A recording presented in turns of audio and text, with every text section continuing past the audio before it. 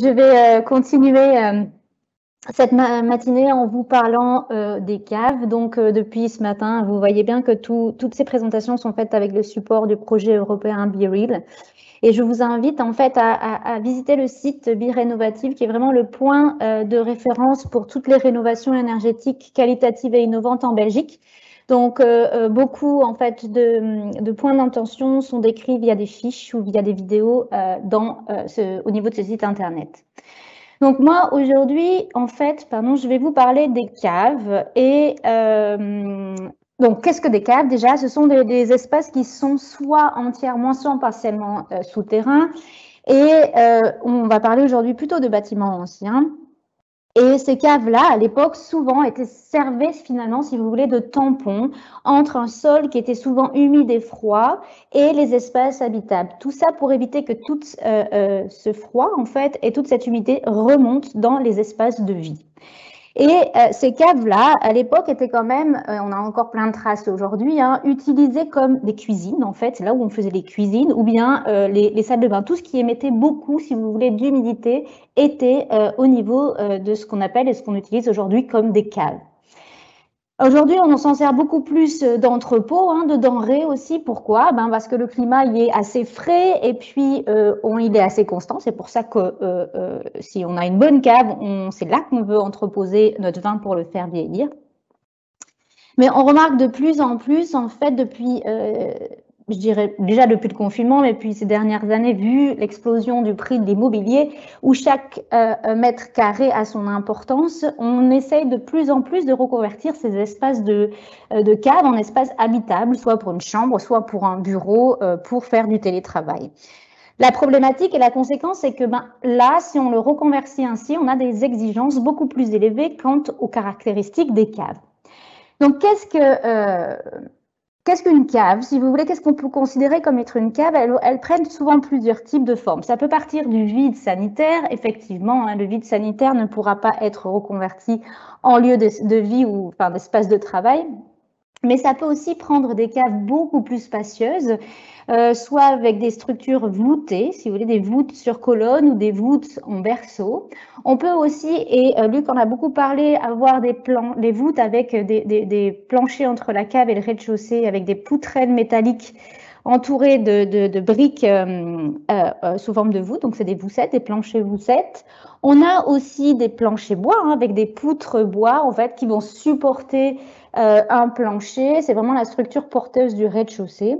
Et puis, à partir je dirais, début du siècle, le béton va être de plus en plus utilisé.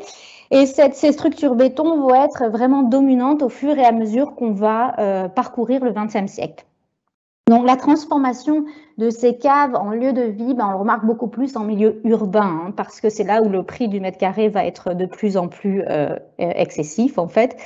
Et aussi, on remarque que c'est beaucoup dans les bâtiments qui sont non protégés. En fait, dans les bâtiments, je dirais, protégés ou à caractère patrimonial, la reconversion en espace de vie est plutôt limitée parce que la première préoccupation de ces espaces est plutôt la préservation au maximum de ces espaces, compte tenu de toutes les différentes pathologies en fait qu'on peut rencontrer dans ces caves.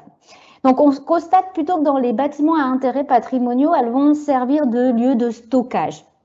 Donc, ce qui n'est pas problématique jusqu'au moment où l'objet que vous voulez stocker est sensible à l'humidité. S'il ne l'est pas sur la durée du stockage, c'est parfait. Mais on remarque souvent, par exemple, c'est les lieux de stockage pour des archives. Le seul problème, c'est que le papier, on sait tous que c'est très hygroscopique et c'est très sensible à l'humidité et au développement biologique. Donc là, c'est tout à fait une autre histoire si on veut stocker ce genre d'objets, et on a recours à plusieurs types d'interventions qu'on va vouloir faire pour pouvoir stocker ce genre d'objets. Alors là, je vais vous présenter plusieurs types d'interventions, mais il faut rester très attentif parce que c'est un peu l'effet papillon. Souvent, on va faire une intervention et qui va avoir un effet vraiment considérable sur la conservation du matériel historique de la cave. Donc, il ne faudrait pas, en intervenant, dégrader encore plus les matériaux de la cave. Une des caractéristiques, mais je pense que quand même, il en a beaucoup parlé, Luc, mais je reviens dessus, une des caractéristiques intéressantes et sur lesquelles il faut compter, en fait, c'est l'inertie thermique, en fait, et la massivité de la construction. Donc, les bâtiments avec une inertie très élevée, c'est-à-dire avec des murs très épais, souvent dans les caves et les fondations, on a des murs assez épais, vont s'échauffer moins vite en été et refroidir, si vous voulez, plus lentement en hiver. Donc, on va avoir un effet temporisateur. Et donc, moins de températures extrêmes, chaud et froid, à cause de la grande capacité thermique de la maçonnerie comparée à celle de l'air. Ça veut dire que si vous avez un air chaud qui rentre de la cave, qui est très chaud, eh bien, l'air chaud va donner sa chaleur, je dirais, au mur, et l'air va se refroidir très vite, alors que le mur va juste s'échauffer un petit peu. D'accord? Et donc, ça veut dire qu'il faudra chauffer énormément, dépenser beaucoup d'énergie pour maintenir une température entre 15 et 20 degrés, par exemple. De plus, ce phénomène est accentué par la présence de grandes masses de terre autour des caves. Donc, mur épais plus mur enterré et un masse thermique très élevée, ben ça entraîne quoi? Ça entraîne ce que je vous dis, d'avoir des températures assez constantes de 10 degrés, ce qui est parfait pour la conservation du vin. Mais on sait aussi qu'on va avoir une ventilation naturelle qui est très importante dans les caves. Et là, on risque d'avoir des variations en humidité. Je vous donne ici l'exemple d'une glacière à Auderghem. Donc, c'est un cas d'étude qui a été fait par l'Institut royal du patrimoine artistique et où on a monitoré durant toute une période, ici je vous montre juste avril et mai, la température, donc ici en haut, et l'humidité ici en bas. En rouge, c'est la température que nous avons mesurée à l'intérieur de la glacière, et en bleu, c'est la température, en fait, si vous voulez, de l'air extérieur au même moment. Et ici en bas, c'est l'humidité dans la glacière en rouge et de l'humidité extérieure en bas. Qu'est-ce qu'on remarque? Eh bien, on remarque qu'on a des valeurs qui sont très stables au niveau de la température et aussi au niveau de l'humidité. On a des petites variations. On se rend bien compte quand même que les valeurs d'humidité ici sont énormes. Elles sont proches de 100% parce que, comme je vous le disais, on est vers l'été et vers l'été, l'humidité est beaucoup plus grande. Donc, on va avoir ces températures qui sont, disons, à peu près constantes, mais si on a cette ventilation, eh bien, qu'est-ce qu'on va avoir? On va avoir des valeurs d'humidité en hiver qui vont être plus faibles. Et qu'est-ce que ça va entraîner si l'humidité dans la cave est plus faible? Ben, un séchage des murs, si vous voulez, une augmentation du séchage des murs. Et si l'eau qui est contenue dans le mur, elle s'évapore, elle va entraîner avec elle tout ce qu'elle contient, dont les sels. Et les sels, à ce moment, vont cristalliser sur votre mur et on risque des dégradations. En été, c'est l'inverse. L'humidité est très grande. Donc là, on aura plutôt à faire attention à ne pas avoir des problèmes de moisissure ou de condensation qui sont alors très fréquentes sur les parois froides. Et dans une cave, on sait très bien qu'en premier, ce sont les coins, le sol et les murs. Une chose aussi à faire très attention dans les caves, c'est si vous avez des meubles, gros meubles entreposés contre les murs, le fait qu'il y ait très peu de ventilation entre les meubles et le mur, c'est vraiment des lieux où on risque d'avoir la formation de moisissures, de développement biologique. Donc ça, c'est vraiment des caractéristiques qui sont importantes des caves. Les caves, elles, peuvent présenter plusieurs types de pathologies qu'il faut repérer et prendre en compte si on veut faire une rénovation. Tout d'abord, on a l'humidité capillaire. L'humidité capillaire, en fait, que vous avez qui arrive dans la cave, elle arrive comment? Ben, les matériaux de construction sont des matériaux poreux, c'est-à-dire que c'est des matériaux qui ont des petits pores, c'est des vides à l'intérieur, par où l'humidité va pouvoir circuler pour atterrir dans la cave. Donc cette humidité capillaire, elle peut venir d'où? Ben, du sol, elle peut arriver du sol et remonter par exemple dans les murs extérieurs de la cave, ici dans le sol. Ça peut être par humidité ascensionnelle, mais elle peut venir, comme on le disait, c'est partiellement enterré ou totalement enterré, donc des terres adjacentes qui contiennent de l'humidité, et cette humidité, par capillarité, va passer dans les murs. Et puis, au niveau des murs intérieurs, eh ben, ça, c'est vraiment encore l'humidité ascensionnelle. Alors, l'humidité ascensionnelle, elle aime bien passer quand le chemin, il n'est pas trop, je dirais, il est assez facile d'accès, et souvent, ben, c'est par le mortier qu'il est assez facile d'accès. On remarque ici, on est à Anvers, dans une cave. Vous voyez, ici, vous avez une colonne en pierre bleue. La pierre bleue est très dense, et donc, c'est très peu capillaire. Donc, c'est une sorte, déjà, de frein, de solution pour éviter l'humidité ascensionnelle. Donc, cette humidité capillaire, elle va entraîner quoi? Des taches, des décolorations. On va avoir des problèmes au niveau du plafonnage, des dégradations du papier peint. Aussi, comme cette humidité va monter par capillarité dans les maçonneries, il faut faire attention si on a des planchers avec des poutrelles métalliques, on l'a vu tout à l'heure, le problème de corrosion, ou bien si on a des planchers avec je dirais des poutres bois, on risque d'avoir au niveau des têtes de poutres qui sont vraiment dans la maçonnerie des problèmes de pourriture et des problèmes de champignons. Une autre possibilité de pathologie, c'est les infiltrations. Alors, les infiltrations, en règle générale, cela se voit vraiment au niveau des joints. Et là, vous le voyez, c'est très clair au niveau de ces photos. On voit que l'eau utilise des vides et des fissures qui sont souvent dans le mortier, en fait, pour s'écouler à travers la maçonnerie. Donc, par exemple, ça peut se faire, si vous voulez, via certaines pierres, si elles sont elles ont des fissures ou des vides. Mais il faut bien séparer ça de l'humidité capillaire, parce que ce n'est pas l'humidité qui, par capillarité, va passer au travers du matériau et s'écouler dans la cave, c'est vraiment à travers des vides et des creux qui sont physiquement là dans le mur. Parce que si par capillarité, il faudrait des pressions extrêmes pour faire passer l'eau de la maçonnerie vers l'intérieur. Donc là, l'eau, par infiltration, va aller via tout ce qui est fissures, joints. Et pour vous montrer une illustration, on avait fait quelques calculs en fait sur des parois en fait avec des blocs de béton. Et sur base de ces mesures, il semblerait que 10 000 fois plus d'humidité s'infiltre à travers les fissures par rapport à l'infiltration à travers les pores. Et on avait vu que l'infiltration à travers les joints mal exécutée représentait 10 millions de fois plus d'infiltration que celle à travers des pores.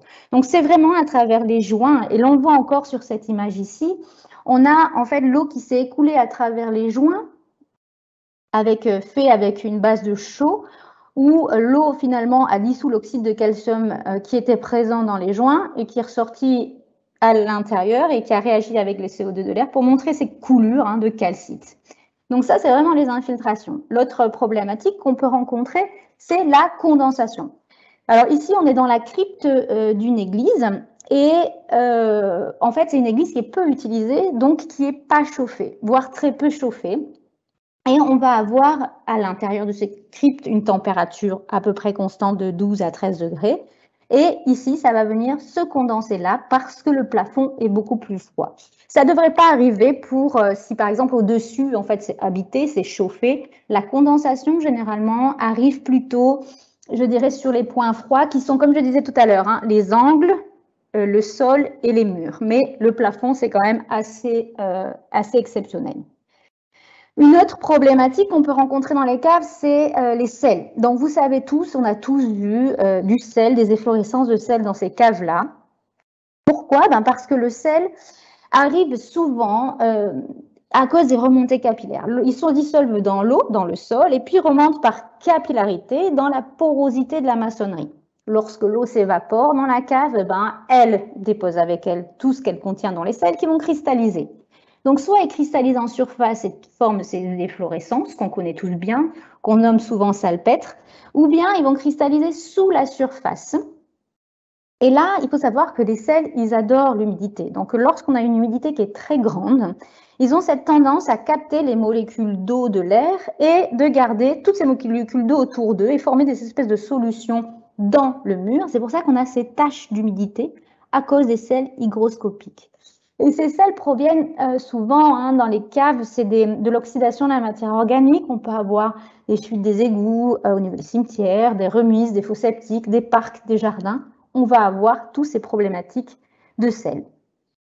Et puis, une autre pathologie qui n'est pas physique comme ça, mais qu'il faut garder en tête, c'est les pertes énergétiques. Donc, les pertes énergétiques, on va l'avoir via le plancher du rez-de-chaussée. Ça, Luc en a déjà parlé, j'y reviendrai. Je ne m'appesantirai pas dessus, mais je vais quand même en reparler.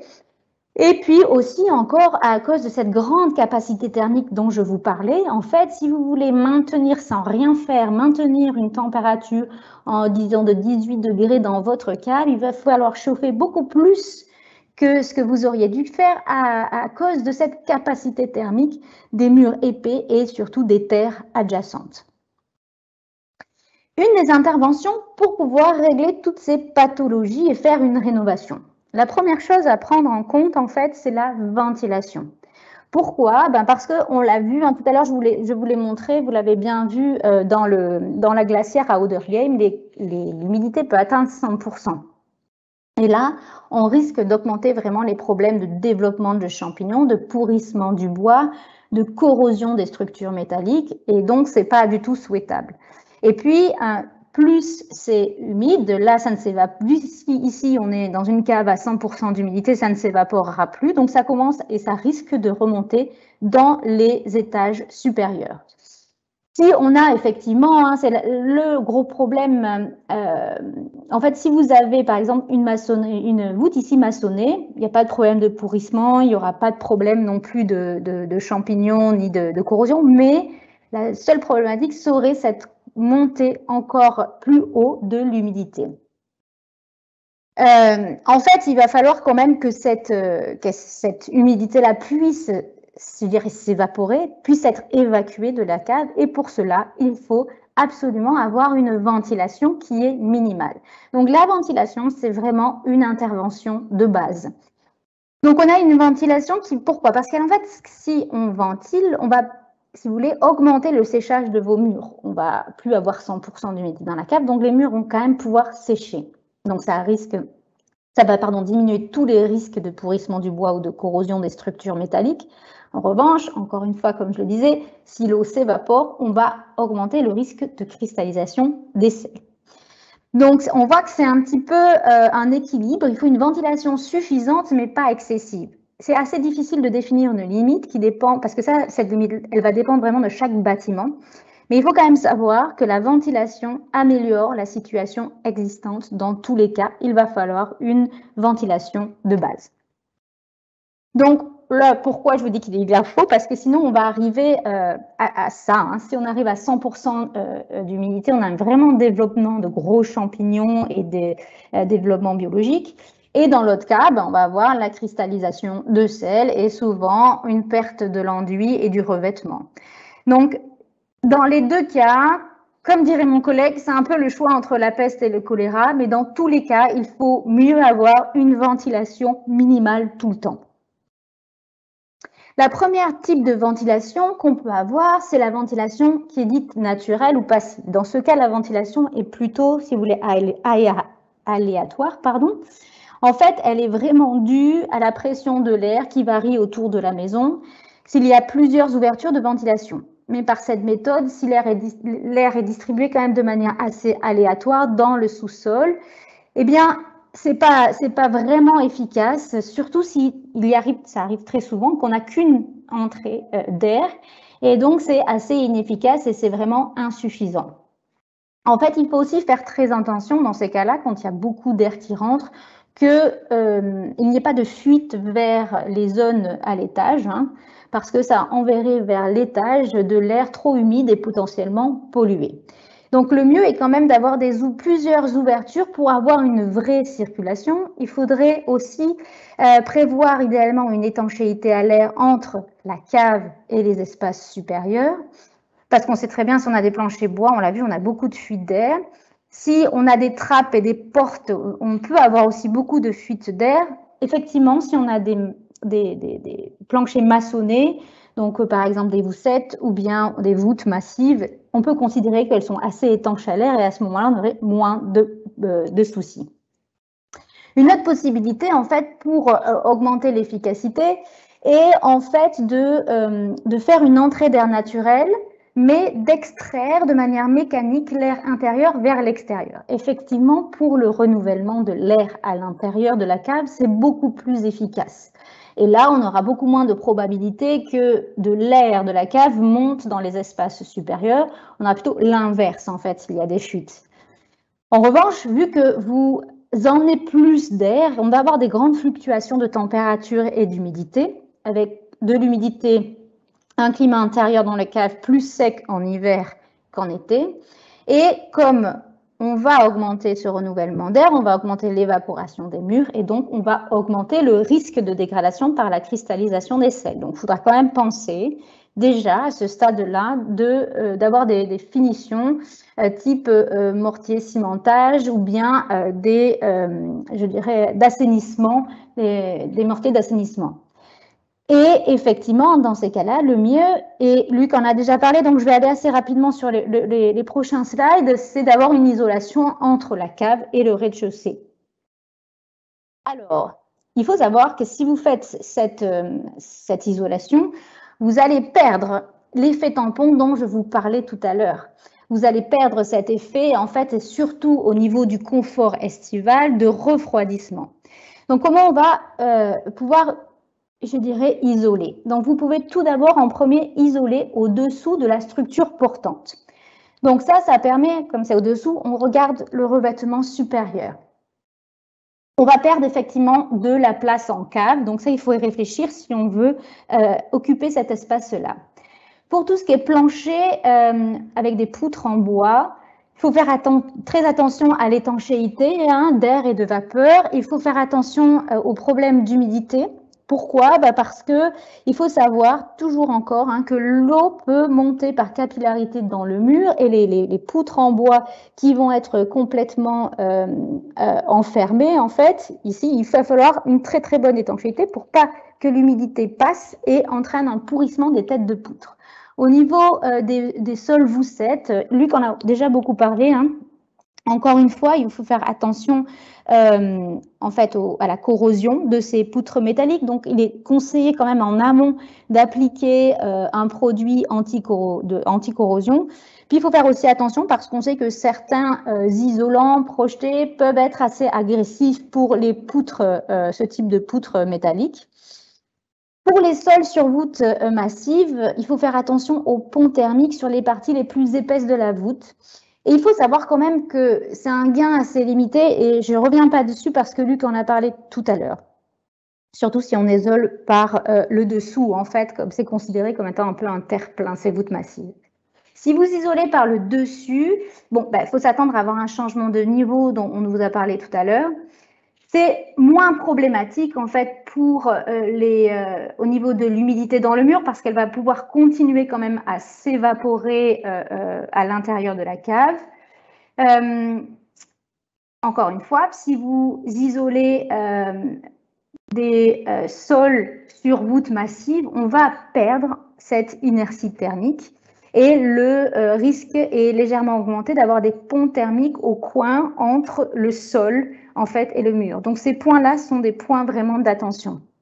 Dans les deux cas, on a un risque de changer légèrement la température moyenne de la cave et donc forcément, comme je le vous disais, avec cette perte en fait d'inertie thermique, d'avoir une perte de confort en été. Là, c'est les détails dont on parlait. Donc, si vous isolez au niveau des poutres en acier avec sur voussette, il faut faire très attention aux ponts thermiques. Donc là, on voit, il faut un très bon raccord entre l'isolation du mur par l'intérieur et l'isolation sur le sol. Il faut faire attention à la corrosion des poutres par l'humidité, mais disons que là, si vous voulez, s'il y a de l'humidité qui monte dans votre mur, il peut toujours continuer à s'évaporer par là, donc c'est moins problématique. Ça devient plus problématique ici, lorsqu'en fait, on risque d'avoir une limitation de l'évaporation de l'eau qui serait contenue au niveau des voussettes, un risque un peu de corrosion.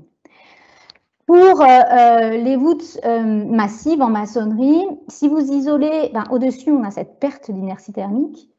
Il est encore nécessaire d'augmenter le niveau du sol, ça se peut, et faire, bien sûr, encore une fois ici, il l'a montré tout à l'heure Luc, c'est faire attention aux ponts thermiques et vraiment une bonne combinaison entre l'isolation du mur et du sol.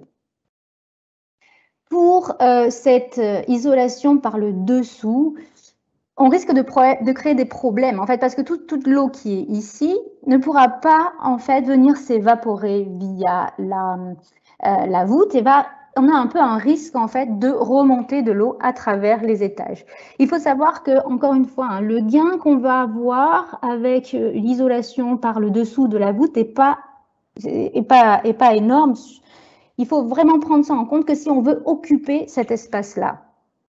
Si vous avez les structures en béton, Alors, les structures, on va considérer que si vous avez une chape béton, on considère ça que c'est assez étanche à l'air et on peut appliquer par le dessous l'isolation.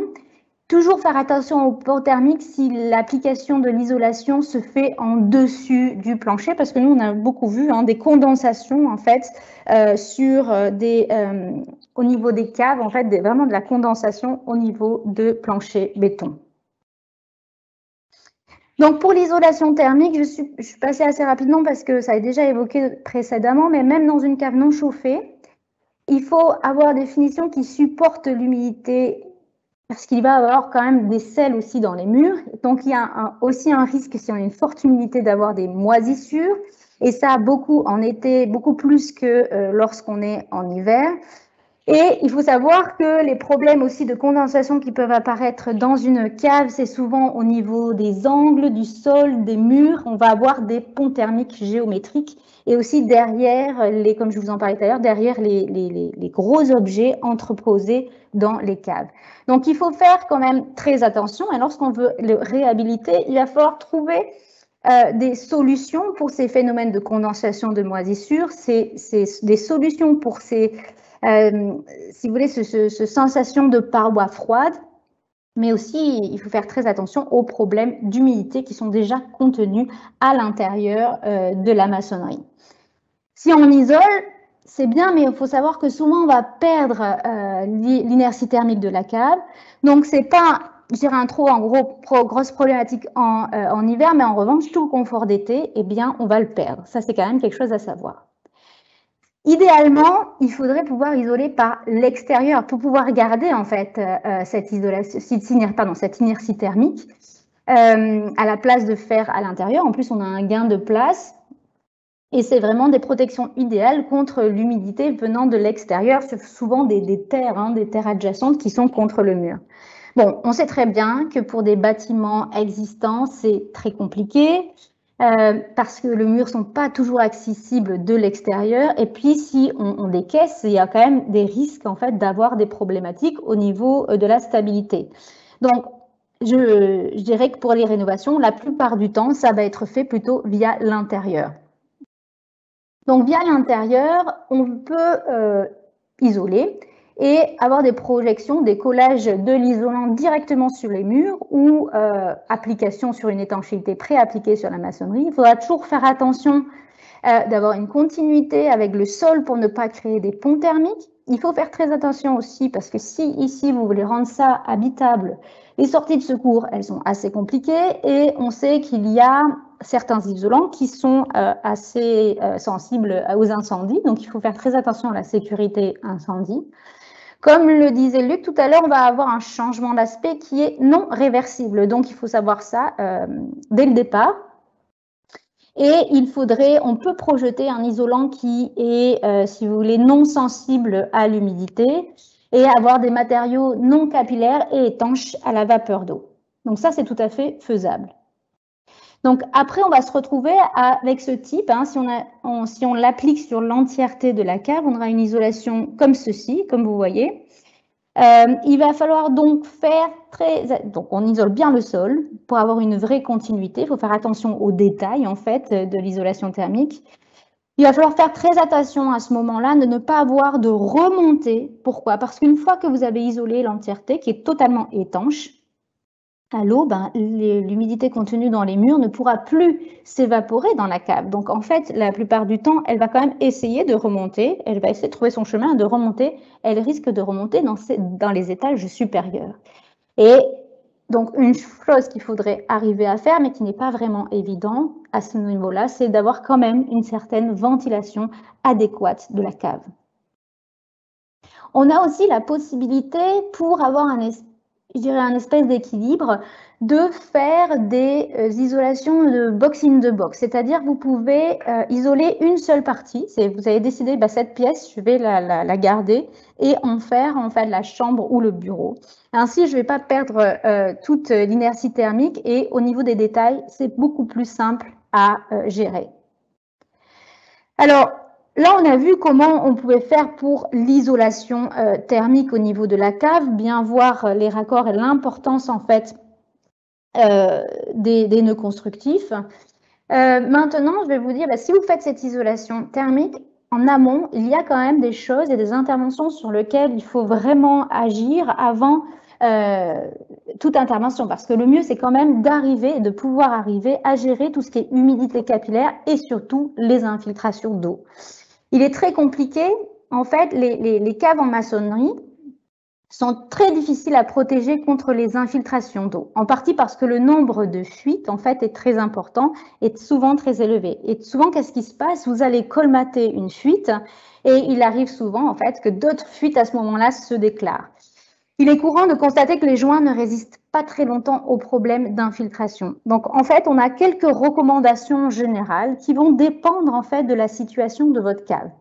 On va d'abord regarder le niveau des eaux souterraines par rapport au niveau de la cave. Il faut regarder le type de sol. Est-ce que c'est un sol drainant, comme avec beaucoup de sable, ou un sol plutôt argileux qui aura tendance, lui, à retenir l'eau et à provoquer des infiltrations?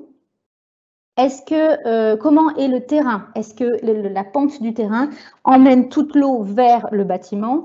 Et est-ce que les finitions à l'intérieur sont sensibles ou non à l'humidité? Donc, si on part que le niveau des eaux souterraines est élevé, disons de façon permanente ou temporaire, il n'est vraiment pas recommandé d'aménager cette cave en tant que lieu d'habitation. Il est conseillé d'utiliser en fait des drains, si vous voulez, des pompes submersibles. Ça, c'est tout à fait possible et je vous montrerai un exemple tout à l'heure, pour collecter cette eau qui s'est infiltrée et pour essayer en fait de la garder à l'extérieur. Il est aussi possible de faire une étanchéité, mais dans ces cas-là, le mieux est de faire une étanchéité par l'extérieur. Mais ça reste, comme je vous le disais dès le départ, toujours un petit peu risqué. Si le niveau des eaux souterraines est inférieur au niveau de la cave en permanence, c'est assez bas, hein, il peut y avoir en fait encore quelques infiltrations en raison du type de sol et de la pente, mais une intervention par l'extérieur du bâtiment, encore une fois, est toujours recommandée, mais on peut aussi, avec quand même quelques risques, mais parce que c'est quand même mieux de garder cette solution lorsqu'on n'a que des problèmes d'eau qui rentre dans la cave par capillarité et non par infiltration, de mettre toute une couche étanche tout autour de la cave. Le problème, c'est que si vous avez trop d'infiltration et que vous faites cette couche étanche sans avoir un dispositif qui gère l'eau qui rentre, ça va être problématique et la pression fait que ces finitions ne vont pas tenir. On va en discuter un peu maintenant. Donc, comment on fait pour gérer l'humidité ascensionnelle et des sels dans une cave? Donc, on a l'humidité ascensionnelle et les sels, vous allez me dire, c'est deux phénomènes différents, mais en fait, ils sont fortement liés parce que, comme je vous le disais, les sels arrivent dissous dans l'eau qui remontent dans l'humidité ascensionnelle et vont ensuite, lorsque l'eau s'évapore dans la cave, cristalliser. Donc, on peut arrêter les remontées capillaires avec des injections. On peut aussi utiliser des membranes d'étanchéité. On peut gérer les sels et l'eau aussi, hein, avec des enduits d'assainissement, des plafonnages d'intérieur qui sont complètement hydrofuges, et on peut aussi essayer de faire des structures de dédoublement en fait qui sont résistants au sel et à l'humidité. Partons tout d'abord sur ces fameuses membranes d'étanchéité qu'on connaît tous. Hein. En fait, c'est vraiment un système où on va couper le mur en deux. Donc, comment on s'y prend? On va prendre 1 mètre. On va laisser un intervalle de 2 mètres. On va couper le mur entièrement sur 1 mètre et ainsi de suite. Et à chaque fois, on va intercaler, si vous voulez, cette membrane-là à l'intérieur du mur. C'est souvent ou de la tôle ondulée ou des plastiques qui vont être scellés avec des mortiers hydrophobes. Donc, on voit très bien déjà, dès que j'en parle, c'est un travail qui est très fastidieux, très efficace s'il est bien mis en œuvre, mais qui va nécessiter beaucoup de main-d'œuvre. Et comme on est en cave, c'est non sans risque lorsqu'on va mettre ça en œuvre. Donc, il est plutôt préférable d'utiliser des injections. Ici, vous le voyez là. Des injections qui sont beaucoup plus simples à réaliser et tout aussi efficaces si elles sont bien mises en œuvre et moins risquées d'un point de vue de la stabilité. Donc, comment on va faire ces injections et surtout où on va les faire? Alors là, vous avez votre mur, l'extérieur ici, l'intérieur là. Là, on est dans la cave, ici aussi. Qu'est-ce qui se passe? On a plusieurs endroits où on peut injecter. Ça dépend en fait si on a la possibilité d'avoir une étanchéité à l'extérieur ici, si on a pu décaisser, mettre cette étanchéité à l'extérieur contre le mur, poser un drain. À ce moment-là, l'eau capillaire ou l'eau qui vient des terres adjacentes ne pourra plus rentrer dans le mur. Donc tout va bien de ce côté-là. En revanche, au niveau du pied de mur, il est toujours possible à l'eau de venir s'infiltrer. Donc dans ce cas-là, lorsqu'on a une étanchéité à l'extérieur, on va pouvoir injecter juste au-dessus du niveau du sol de la cave.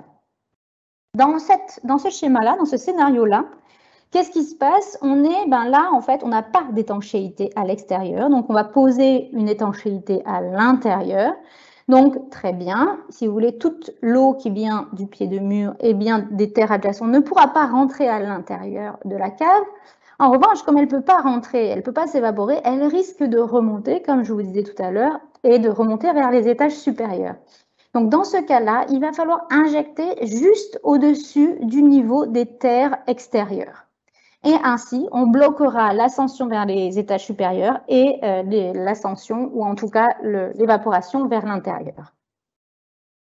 Donc, il faut savoir que les caves sont des données complexes, hein, et il faut souvent utiliser différents niveaux d'injection. Il est alors recommandé de toujours choisir des lignes d'injection verticale qui relient des différents niveaux d'injection horizontale, ici, on le voit, afin d'assurer que l'humidité, dans tous les cas, ne puisse pas trouver son chemin. Parce que là, si vous voyez, on met ici, on fait l'injection juste au-dessus des terres adjacentes, eh bien, on remarque, et qu'on le fait dans cette pièce et dans cette pièce, on remarque qu'ici, on a un mur intérieur dans lequel l'eau pourrait toujours venir s'infiltrer.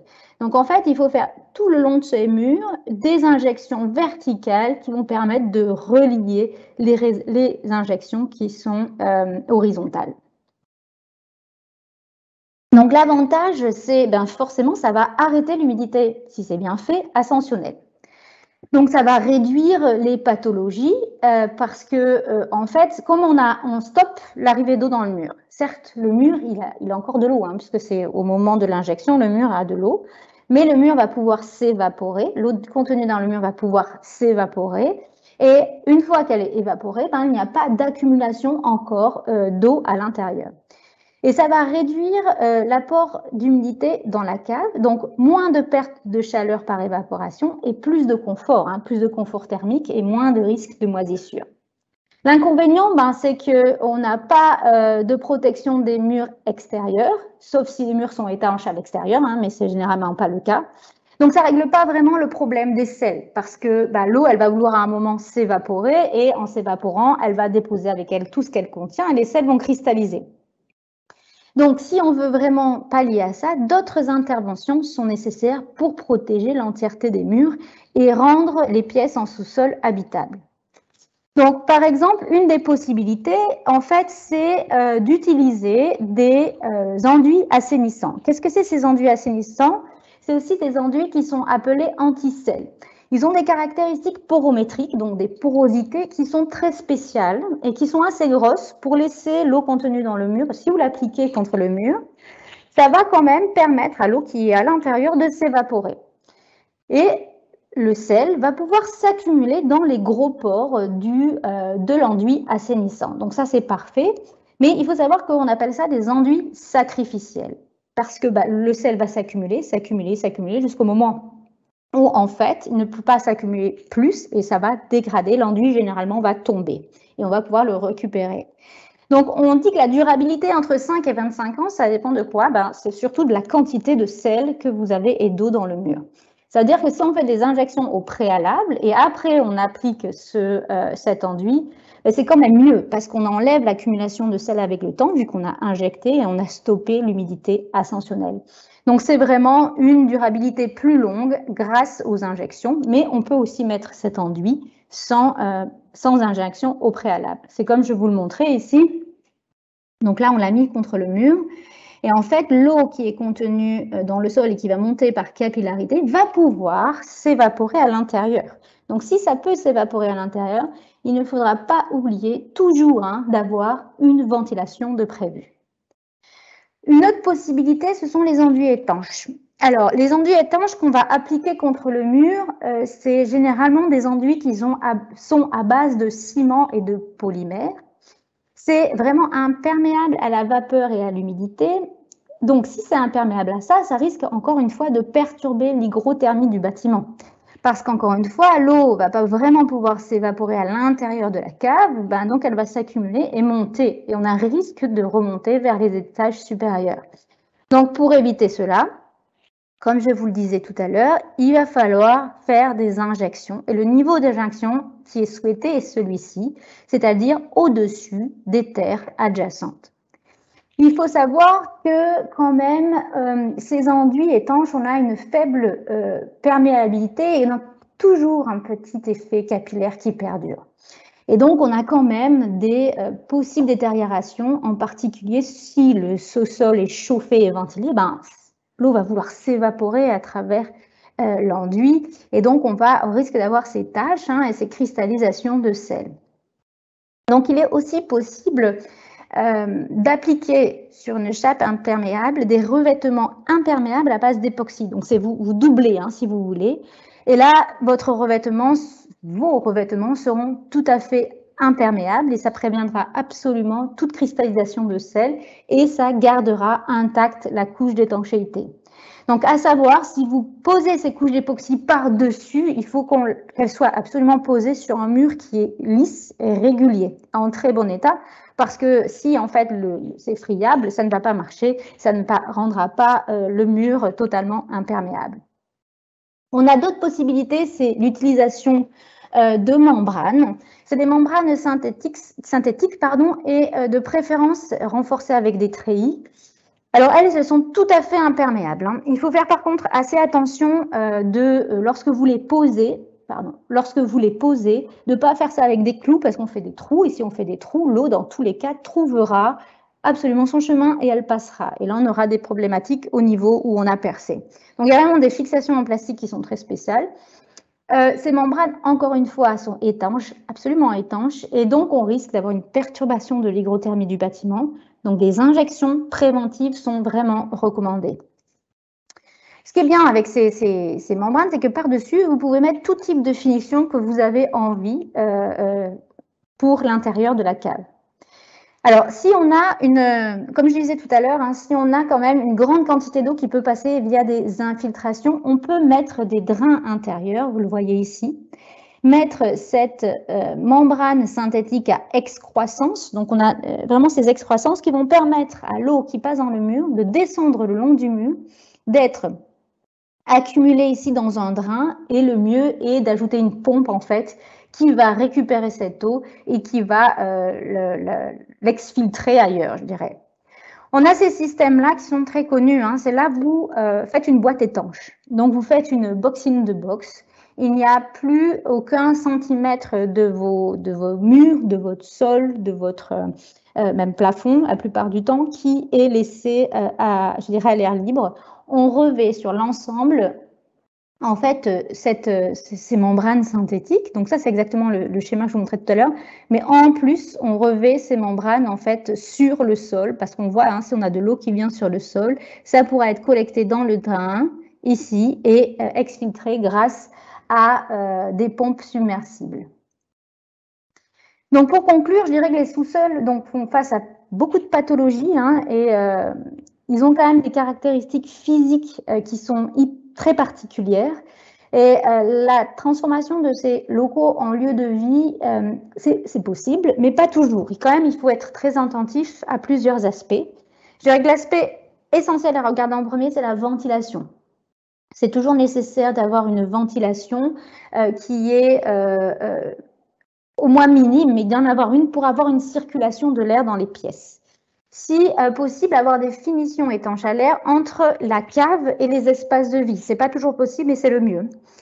Dans les caves non parachevées, la ventilation ou le chauffage peuvent avoir de grandes conséquences pour la préservation de la maçonnerie historique. Là, je m'entends une fois encore, si on augmente le chauffage ou on augmente la ventilation, on va augmenter l'évaporation du mur. Et donc, on va augmenter la cristallisation des sels. Donc, au préalable, il est toujours important en fait, il est toujours intéressant de savoir la quantité de sel qu'on a par différents prélèvements et différentes mesures pour savoir si, en fait, dans quelle mesure on va avoir une grande quantité de sel qui va cristalliser. Et si la finition de la maçonnerie est totalement étanche à la vapeur, la transformation d'un tel espace en un lieu de vie ou de travail, à ce moment-là, va pouvoir être envisagée. En cas d'infiltration, on recommande que c'est pas simple en fait. La réaffectation des pièces en sous-sol, c'est souvent déconseillé, mais c'est surtout pour des maçonneries, des caves en maçonnerie. Et une cave peut être parachevée afin d'améliorer la propreté tout en protégeant la maçonnerie. Il est toutefois possible que certaines de ces finitions soient endommagées. Je vous parlais des finitions des enduits assainissants. Il faut vraiment garder ça en tête, savoir qu'il est toujours possible d'avoir des problèmes par les sels. On peut avoir des choses complètement étanches et là, ne plus avoir ce type de problématique. Et une isolation thermique peut être utile pour limiter les déperditions de chaleur et réduire les problèmes de condensation et de moisissure. Le niveau de détail n'est pas toujours évident, sans oublier le risque de perte d'inertie thermique et donc de confort en été. En fait, la première question à se poser, c'est vraiment de savoir dans quelle mesure les coûts, donc financiers, mais aussi d'un point de vue du confort et de l'apparence, vont l'emporter sur les bénéfices. Donc, c'est pas... voilà, c'est à peu près tout ce que je voulais vous dire. J'ai un petit exemple rapide. Peut-être que si on n'a pas trop de questions, je peux aussi faire ça rapidement. Julie, il y a pas mal de questions, donc fais-le très très rapidement alors. D'accord, alors là c'est juste, non, on va passer aux questions alors, sinon c'est...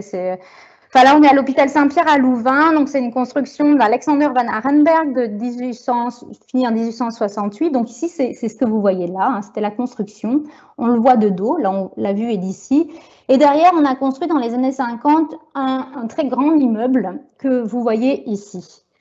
Aujourd'hui, donc ça c'est encore une vision, c'est la vision de cette partie qui avait été créée et cet immeuble, ce grand immeuble dans les années 50 qu'on voit ici, je crois qu'on appelait ça l'éléphant jaune, mais je sais plus très bien, je pense que c'est ça. Et donc cet immeuble a été tombé et on voit l'image, là c'est la même image, c'est la même, il n'y a pas très longtemps. Et cet espace a été réhabilité, réaffecté, enfin va être réaffecté en hôtel. Et donc, elle se localise, cette construction se localise entre deux rivières. Donc, on a des nappes phréatiques qui sont assez élevées. Lors de la construction, avait déjà été pensé un système de drains en sous-sol. Donc, ça, c'est assez extraordinaire. On peut soulever en fait, des trappes et voir directement l'eau qui passe dans les drains. On voit qu'il n'y a pas trop de problématiques sur les finitions des murs, mais quand même, on a des problèmes de sel ici sur le sol. En fait, cette partie de cave va être réaffectée et réhabilitée. Une partie qui va être réaffectée en lieu de dégustation de vin, une cave à vin avec des dégustations de temps à autre, et une autre partie qui va être réaffectée en blanchisserie, là où on va faire tout le linge de l'hôtel. Donc là, quand on pense à ça, on se demande qu'est-ce qu'on doit faire pour pouvoir réhabiliter ces deux endroits qui vont avoir des fonctions différentes. Et ça, c'est quand même bien à garder en tête. Donc, la première partie, c'est en dégustation de vin, donc ça va être ouvert sporadiquement. Qu'est-ce qu'il faut faire en premier? On va estimer, basé sur les dommages qui sont très limités, niveau définition. Il faut forcément traiter l'humidité, les murs contre l'humidité. On a plus de risque de dommages de sel, puisqu'on en voit très peu déjà. En revanche, il faudra quand même une ventilation de base. Donc, les deux choses à vérifier, ce sont la présence d'humidité ascensionnelle dans les murs et les traiter si nécessaire, et un contrôle du climat intérieur. Donc, une ventilation sera nécessaire en sachant que ça va être ouvert que sporadiquement. Une analyse de sel serait aussi possible pour voir s'il n'y en a pas trop dans les murs, si on décide en fait de juste stopper l'humidité ascensionnelle et de laisser ainsi, est-ce qu'on va avoir beaucoup de sel ou pas. Et c'est tout ce qui serait prévu dans ces cas-là. Si vous voulez, comme ça va être ouvert sporadiquement, on veut garder aussi un peu cette vision de cave à vin assez esthétique. On ne fera rien d'autre et rien n'est préconisé de plus que cela. Dans le côté blanchisserie, c'est une autre, en fait, c'est une exigence importante en matière d'accessibilité, de ventilation et de chauffage. Donc là, on voudrait éviter tous les problèmes de poussière dus à la cristallisation de sel, parce que là, il va y avoir du chauffage, beaucoup de ventilation, donc beaucoup de sel. Si on a beaucoup d'humidité qui est due au lavage, il faut faire attention aux moisissures. Et comme il faut vraiment prévoir ce chauffage et cette ventilation, ben là, on est plutôt sur une solution de box in the box, avec une isolation thermique et ventilation normale. Sinon, le risque de développement de moisissures, là, est beaucoup plus grand. Donc, ces box in the box, c'est vraiment tout étanchéifié, toute une couche d'étanchéité de partout. On a aussi une solution plus légère, donc pas appliquée d'isolation thermique, mais éventuellement une étanchéité des murs, des membranes, pour éviter la formation de toutes ces poussières de sel qui risquent d'être problématiques parce qu'on est dans une blanchisserie, et aussi traiter dans tous les cas contre l'humidité ascensionnelle. Donc encore, vérifier l'humidité ascensionnelle et la traiter, suivi du climat et analyse du sel, ça c'est vraiment des choses qui sont importantes à réviser dans tous les cas. Voilà, je vous conseille aussi de plein de détails techniques dans la unité 252-258 et dans le projet aussi Rénophase que vous trouverez sur Birénovative. Ok. Voilà. Merci Julie. Donc je te dis, il y a pas mal de questions. Il y en a une première par laquelle je vais commencer parce qu'elle concernait mon exposé à moi.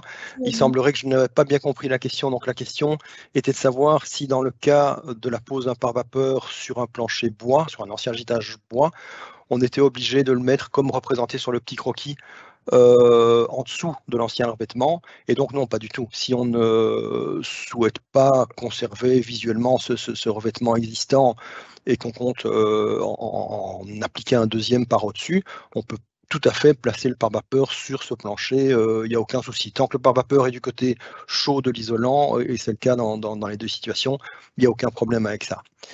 Alors je passe aux questions qui te concernent toi.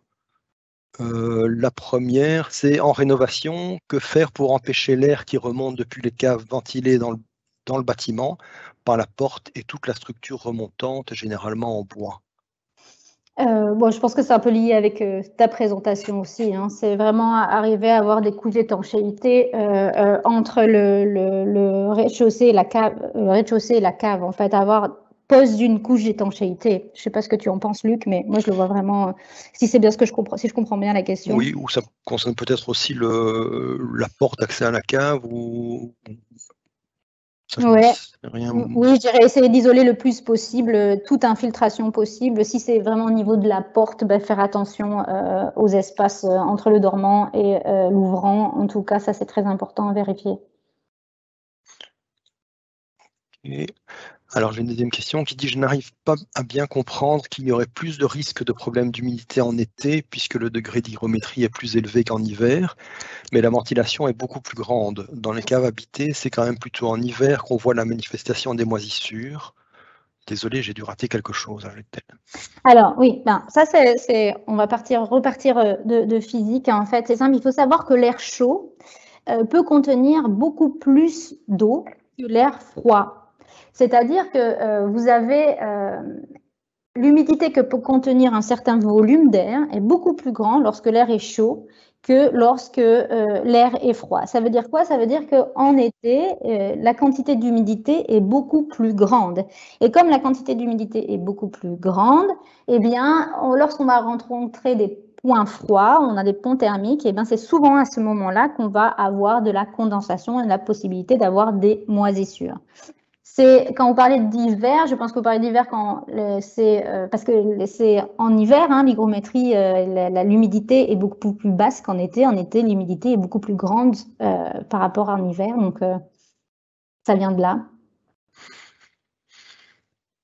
Alors, une question sur la ventilation des caves. La ventilation des caves ne risque-t-elle pas d'augmenter les phénomènes de condensation avec l'entrée d'air chaud extérieur, en particulier en été? Oui, c'est une possibilité, mais il faudrait quand même qu'il y ait une grosse différence à une entrée d'air quand même très chaud par rapport à des points thermiques très froids. Généralement, lorsqu'on est en été, même on n'a pas des maçonneries qui sont vraiment très, très, très froides, mais je pense que plus on ventile, plus on fait une circulation d'air, moins on a une possibilité de condensation et de moisissure par un renouvellement d'air. Et je suis pas. Oui, pardon. Non, j'allais juste ajouter un petit commentaire parce qu'on a effectivement souvent ce genre de questions et c'est vrai qu'en été, on peut avoir ce phénomène, mais ça reste très ponctuel et limité dans le temps. Donc, quand il y a un temps, je dirais, relativement moyen, on va tourner autour des 20 degrés et puis tout d'un coup, une masse d'air chaude, orageuse qui arrive. Là, pendant quelques jours, on peut avoir une condensation, mais vraiment généralisée, mais qui ne dure jamais. Qui ne sera pas problématique pour un développement biologique, en tout cas. Non, pas suffisant. Alors, question suivante. Pour l'isolation d'un mur enterré par l'intérieur, s'il n'y a pas d'accès extérieur, pas d'accès par l'extérieur, et utilisation de la pièce comme buanderie, salle de bain, un isolant qui ne pourrit pas et respire type liège est-il bien adapté? Faut-il mettre un pare-vapeur côté chaud? Et quel impact si humidité du mur apparaissant par la suite? Je peux te laisser répondre, Luc, sur cette. C'est vraiment pour toi cette question. Parce que je ne le vois pas. Il faut s'imaginer un peu la situation. Ouais. Donc oui, c'est-à-dire le liège, on ne peut pas dire que ce soit un isolant respirant non plus. Je pense qu'il a un mu qui tourne autour de 30 de mémoire, donc on aura. Oui, c'est pas comme une laine minérale.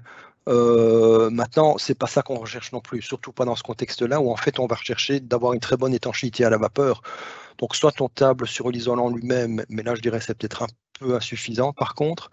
Et donc dans ce cas-ci, il faudra d'office mettre un pare-vapeur côté chaud comme c'est toujours conseillé. Donc c'est vraiment là-dessus qu'il faut jouer. Il y a vraiment qu'avec les isolants très performants du point de vue de l'étanchéité à la vapeur et qui sont alors à ce moment-là vraiment positionnés de manière extrêmement jointive, sans le moindre passage d'air, qu'on peut se passer d'un pare-vapeur et ça reste conseillé d'opter d'office pour le pare-vapeur. Question suivante. Dans le cas d'une isolation selon la technique du box-in-box, comme proposé lors de notre exposé, a-t-on une expérience du drainage de l'eau qui a traversé les murs et le sol? Ça se fait, ça marche très bien. Nous, on a eu quelques cas de chantier qu'on a pu suivre et il n'y a aucun souci. On fait des drains en fait en intérieur, en pied, et grâce à ces membranes synthétiques qui ne sont pas complètement collées, il y a vraiment un passage, l'eau peut ruisseler et récupérer via ces drains. Et la plupart du temps, on met des pompes en fait, des pompes qui sont submersibles et on extrait l'eau comme ça. Ok, alors on demande aussi, quid si bâtiment enterré sur plus qu'un étage sur une de ses faces? J'imagine qu'on craint qu'il y ait de l'humidité aussi au niveau des appuis de plancher. Je ne sais pas quelle est l'idée derrière. Non, non, je sais pas. J'imagine que oui, c'est par rapport à l'humidité qui va pénétrer par. Dans tous les cas, il faudra faire une étanchéité par l'intérieur, puisqu'on n'a pas accès à l'extérieur. Et puis, il faudra injecter au-dessus du niveau, si on ne veut pas que ça remonte encore, au-dessus du niveau des terres, même si on est à l'étage supérieur. Dans tous les cas, il faudra injecter pour éviter que ça continue à augmenter, puisqu'on aura mis une étanchéité à l'intérieur. Et ça, on peut aussi ajouter, à mon avis, que si il est sur plus d'un étage, ça veut dire qu'il y aura un plancher qui prendra appui sur un mur qui est humide.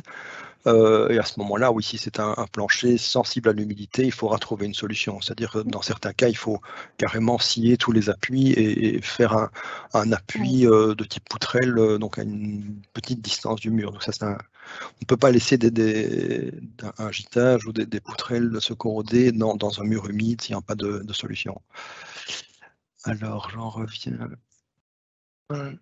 Dernière, il y en a encore quelques-unes. Pourquoi est-ce que la cristallisation de sel est-elle si problématique, esthétique ou pas que?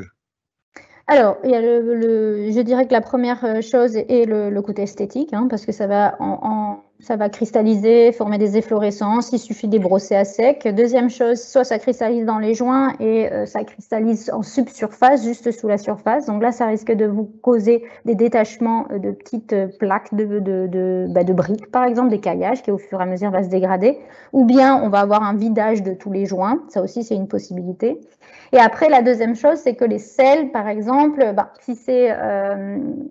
s'ils cristallisent sous la surface et qu'ils restent là, comme je disais, ils ont ce côté hygroscopique, donc ils vont capter l'humidité de l'air et vous allez avoir toujours ces grandes taches hygroscopiques, donc vous avez toujours une quantité d'eau qui sera dans les murs. Donc d'un point de vue énergétique, c'est jamais très bon d'avoir de l'eau dans ces murs.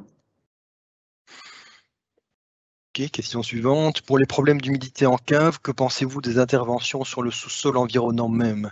Genre méthode d'amélioration du sol par injection dans le sol, soil mixing, grouting, etc. Ou l'assèchement par drainage du sol à l'extérieur par puisage? Alors moi, j'ai pas d'expérience dans ces soil mixing ou grouting. Moi, j'ai pas d'expérience là-dedans. En revanche, j'en ai dans tout ce qui est drainage. Et dans mon dernier exemple, je vais vous montrer des drainages qui ont été installés il y a plus d'un siècle et qui fonctionnent parfaitement en fait. Et ça marche très très bien. Je sais pas si toi, Luc, tu as de l'expérience dans tout ce qui est soil mixing ou grouting. Non, pas du point de vue des conséquences ou de l'influence que ça pourrait avoir sur l'humidification, sur l'humidité des maçonneries qui sont avoisinantes. Ça, je ne pourrais pas. En tout cas, les drains, c'est vraiment des choses qui marchent assez bien. Alors, lorsqu'on arrête la remontée capillaire par l'intérieur avec des injections horizontales au-dessus du niveau du sol, y a-t-il une solution pour diminuer le risque de dégradation des fondations dû au gel des gels?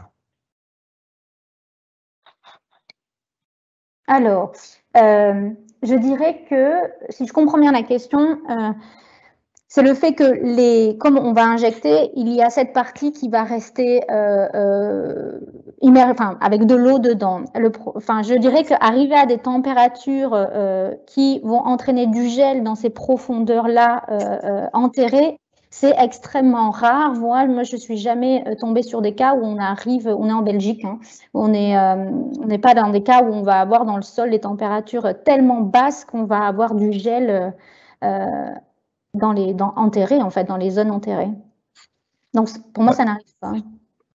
Ça peut, normalement, traditionnellement, on fonde les bâtiments à 80 cm en Belgique parce que c'est une espèce de valeur empirique. Maintenant, bon, 80 c'est assez sécuritaire, mais 60 cm c'est quelque chose qu'on peut rencontrer. Donc ça veut dire que ça peut arriver sur la partie qui est légèrement enterrée. Et maintenant, normalement, un bâtiment, les matériaux utilisés sont quand même destinés à résister à ce genre de sollicitations. S'il n'y a pas eu de dégradation pendant des dizaines d'années ou des siècles, il n'y a pas de raison que ça évolue. Dans lequel, j'ai l'impression qu'il manque un mot, dans le cas, je suppose, d'un complexe plancher gîte conservé. Ah, mais ça, c'est la question que j'avais eue déjà tout à l'heure, elle a été reposée. Alors, j'ai également, je pense, une réaction à ta première question. Oui, mais la ventilation est plus grande en été. Oui, donc par rapport au... Effectivement, la première question, je n'ai plus là. Oui, donc c'était par rapport à la question, je pense, on n'arrive pas bien à comprendre qu'il y aurait plus de risque de problèmes d'humidité en été plutôt qu'en hiver. Je pense que la ventilation, je me permets d'intervenir ici, mais la ventilation, je ne suis pas convaincu qu'elle soit nécessairement plus importante en été qu'en hiver, dans la mesure où la ventilation des caves ou des vides ventilés, elle est, sauf oui, si on ouvre davantage les fenêtres, effectivement, et qu'on les ferme en hiver. Ouais, mais la pression due à la température, la pression d'air est réduite parce que généralement, on a moins d'écart de température. Donc, oui, c'est ça. Normalement, en hiver, l'air extérieur qui va pénétrer étant froid, en rentrant dans les caves, il va se réchauffer légèrement et donc s'assécher. Donc même s'il est proche de la saturation, ce qui arrive quand même rarement en hiver, il va quand même s'assécher, il aura un effet bénéfique, alors qu'à l'inverse, en été, cet air chaud se refroidit et donc c'est exactement l'inverse qui se produit. Je pense que c'est quand même ça qui va jouer. Que pensez-vous de la croix de Saint-André ? Si ça ne te dit rien, j'ai déjà entendu parler de cette technique assez ancienne qui consistait à réaliser une croix de Saint-André dans les caves, c'est-à-dire que c'est un espèce deux espèces de tranchées au niveau du sol, avec reliées à 4 cheminées au droit des angles de la cave. Ça, donc ça, c'est dans les cas où on a vraiment de l'eau sous pression, où on est dans la nappe. Mais c'est une technique qui, à ma connaissance, n'est pas efficace parce qu'en fait, l'eau va remonter dans les cheminées qu'on retrouve dans les angles de la cave jusqu'au niveau, elle va se mettre en équilibre forcément avec le niveau de l'eau extérieure dans le sol, mais ça ne va pas baisser ce niveau. Donc c'est je pense, une fausse bonne solution. Éventuellement à corriger si des gens ont une expérience positive, mais je n'en ai pas. Et alors, dernière question. Bonjour, avez-vous abordé l'utilisation des matériaux traditionnels et naturels verrant mieux l'humidité comme la chaux, le chanvre? Oui, c'est tout à fait possible. En utiliser, on voit beaucoup, on peut mettre de la chaux sur les murs. Il faut juste savoir que comme c'est perméable à la vapeur d'eau, les sels vont aussi venir cristalliser et à terme, il risque d'avoir des détachements. Donc, si vous voulez d'avoir des revêtements lisses et propres sans détachement, c'est un peu plus compliqué. Après, ça marche très bien pour gérer. Ça permet en fait au mur, si vous voulez, de pouvoir s'évaporer, l'eau s'évaporer, donc au mur de pouvoir sécher à travers ça.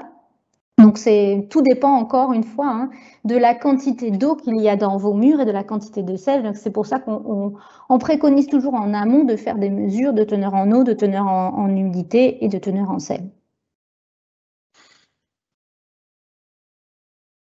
J'ai encore des questions qui s'ajoutent. Par contre, ouais, je peux répondre plus tard, mais on ne demandera pas.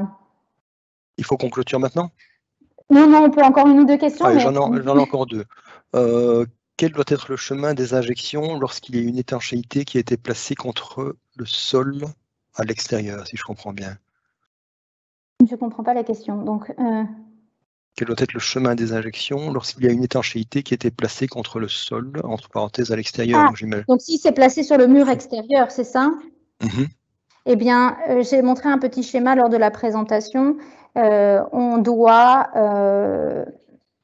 je pense que je l'ai là dans la présentation, si vous faites en fait, l'eau ne pourra plus rentrer par l'extérieur, elle ne pourra rentrer en fait que par le pied de mur, et donc il vaut mieux faire une injection juste au-dessus du niveau du sol de la cave. Si c'est bien ce que... Oui, c'est peut-être mieux que la personne envoie aussi peut-être une petite coupe. C'est difficile de visualiser exactement quel est ce qu'il y a derrière la question. Et alors la dernière, non, il y en a encore qui s'ajoute. Je pense que la question concernant la condensation concerne les cas hors sol et non en cave. Ah oui, donc c'est toujours pour la première discussion, je pense. Hors sol, les parois sont évidemment plus chaudes en été et condensent donc moins. Oui, effectivement. Ça, c'est vrai que le raisonnement tenu là tout à l'heure est valable pour les locaux hors sol et nettement moins pour les locaux enterrés. Donc, la conversation continue pour ça. Et donc là, c'est par rapport à la question qui avait juste avant, pour avoir un chemin d'injection continu. Je ne sais pas si tu vois. Si c'est un chemin d'injection continu, si on a une protection extérieure en fait du mur. En fait, ce que je montrais pour le chemin tout à l'heure, c'est surtout lorsque vous avez des murs intérieurs en fait